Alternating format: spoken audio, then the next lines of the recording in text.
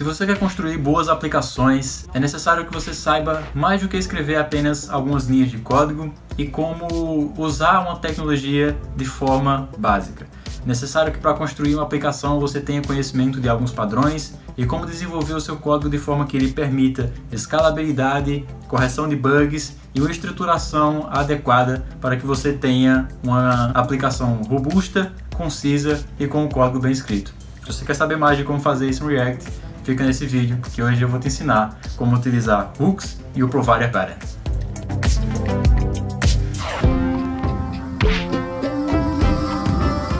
Tá, beleza, mas o que raios é um Provider Pattern ou um padrão de provedor?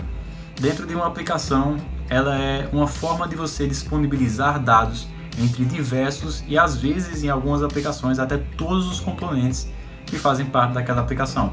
Isso pode ser feito de diversas formas, mas essa é uma maneira de você compartilhar e distribuir esses dados entre toda a sua aplicação de uma forma bem organizada e que deixa muito mais fácil entender aquilo que está acontecendo e todo o fluxo que aqueles dados eles estão seguindo. Então vamos dizer que dentro da nossa aplicação a gente tem a seguinte estrutura. Nós temos o nosso app aqui.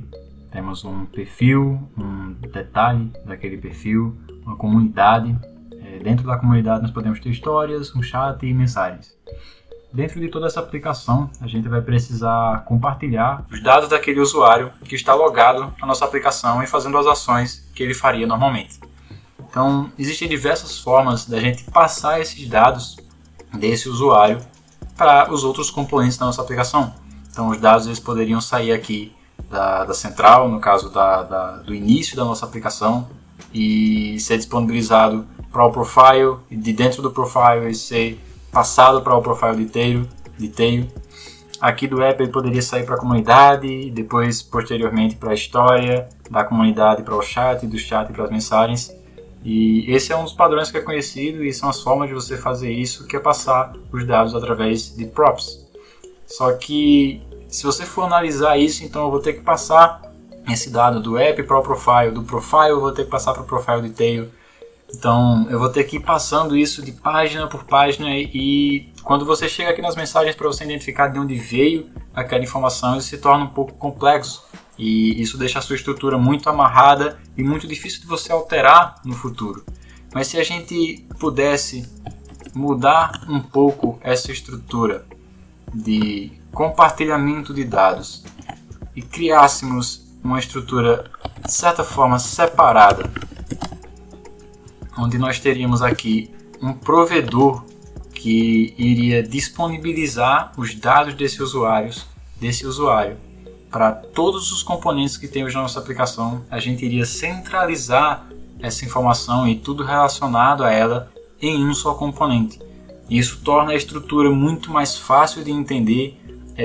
A árvore de elementos que eu preciso passar para entregar informações de um certo dado é bem menor, então eu posso passar do provedor direto para a mensagem, eu posso passar do provedor direto para o perfil, então fica muito mais estruturado e organizado a forma de distribuição de dados dentro da sua aplicação.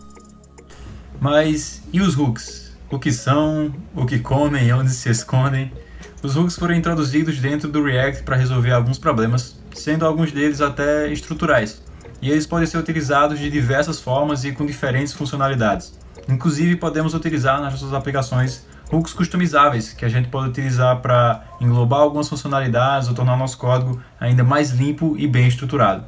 Nós vamos tratar um pouco aqui de como os hooks estão funcionando dentro da nossa aplicação, o Going. Existem diversos hooks no React, como o State Hook, o Effect Hook e inclusive o Context Hook, que o último citado pode ser utilizado para implementar o padrão de Provider nas nossas aplicações e é o que está sendo utilizado no nosso aplicativo. Eu vou estar mostrando mais especificamente nesse vídeo os hooks customizáveis.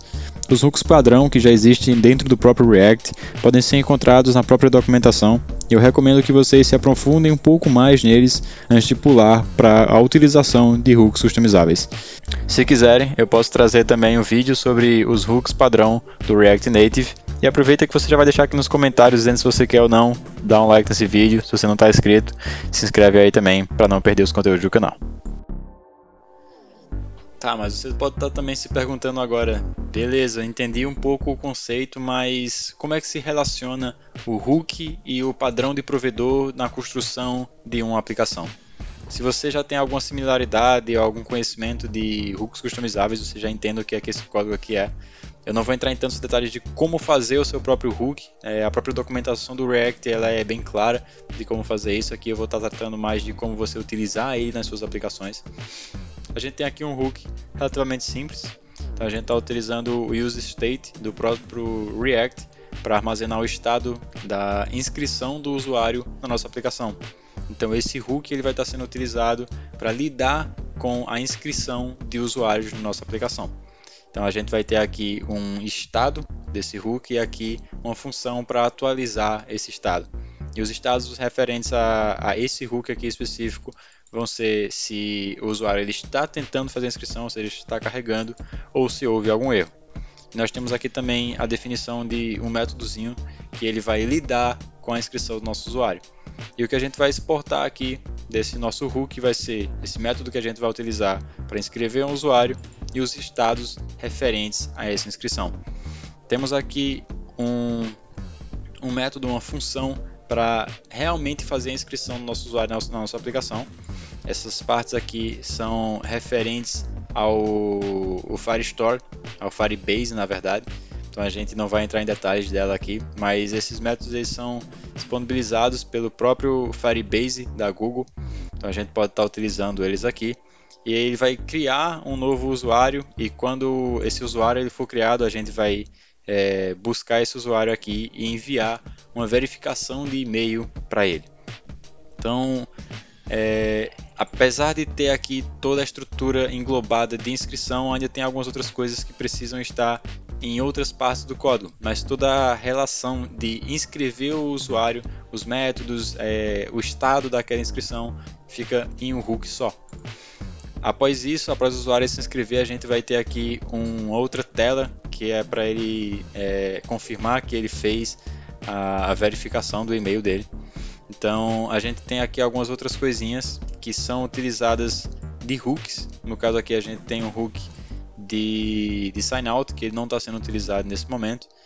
A gente vai ter aqui um use send verification que se a gente abrir ele vai ficar com a lógica de verificação de e-mail daquele usuário. E uma outra coisinha que agora a gente vai entrar realmente nos pontos onde está essa interligação. Aqui a gente tem o sign up, que é o que vai direcionar, o que vai usar esse hook aqui. Então a gente pode ver que na tela de inscrição nós temos a utilização do hook de registrar um usuário. Vocês podem ver aqui o use sign up. A gente vai utilizar o método de sign up, de inscrever, e a gente pode verificar se está carregando, ou a gente também pode verificar erro. Nesse caso aqui a aplicação ainda está no estado inicial, a gente não está fazendo tantas verificações. Mas aqui nessa tela, de forma bem simples, a gente pode utilizar o sign up de um modo bem organizado e simples aqui, simplesmente chamando, passando o e-mail e um password, e toda a lógica vai estar sendo gerenciada dentro do nosso hook. Depois que o usuário se inscreve, a gente precisa escutar algumas modificações, então a gente precisa identificar esse usuário e aqui a gente entra no context, que no caso vai ser o nosso provedor. A gente precisa de um provedor para todas as informações referentes ao nosso usuário, porque uma informação do usuário logado ela vai estar distribuída em todos os componentes da nossa aplicação, basicamente. Então a gente vai utilizar aqui mais uma vez o state para armazenar aqui algumas informações referentes ao que o Firebase ele retorna para a gente e algumas informações referentes ao usuário registrado na nossa aplicação que nós vamos ter armazenado no nosso banco de dados.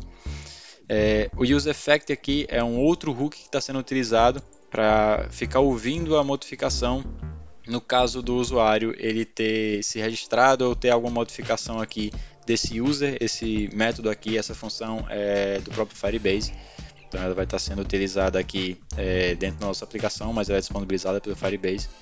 Então a gente pode buscar o usuário registrado na nossa aplicação depois que a gente ouve alguma modificação e não houve erros na busca desse usuário. O que acontece basicamente aqui, nós temos um método de handle reload que ele vai ser utilizado no nosso email verification.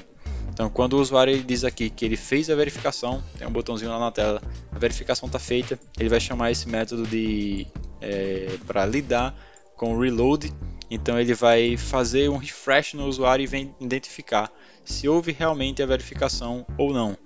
Caso a verificação tenha acontecido, a gente vai buscar esse usuário e definir esse usuário aqui no nosso estado.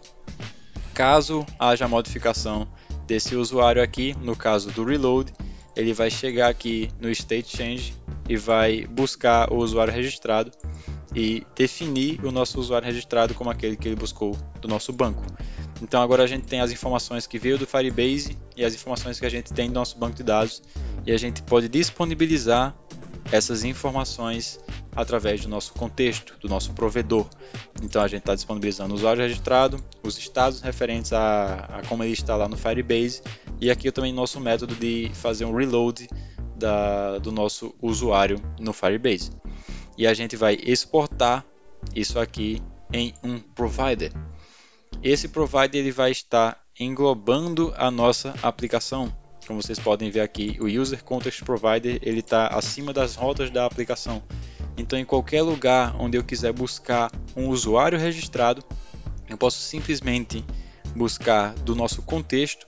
Vamos ver em alguma página aqui, por exemplo, de qualquer uma que seja necessária.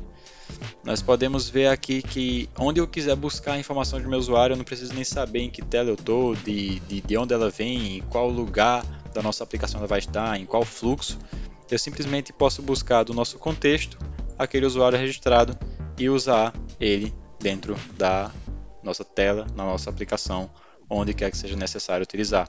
E qualquer outro método que eu tivesse para atualizar esse usuário, eu teria que colocar dentro do nosso contexto, porque ficaria tudo encapsulado em um lugar só e eu não precisaria me preocupar em mudar um código em diversos arquivos.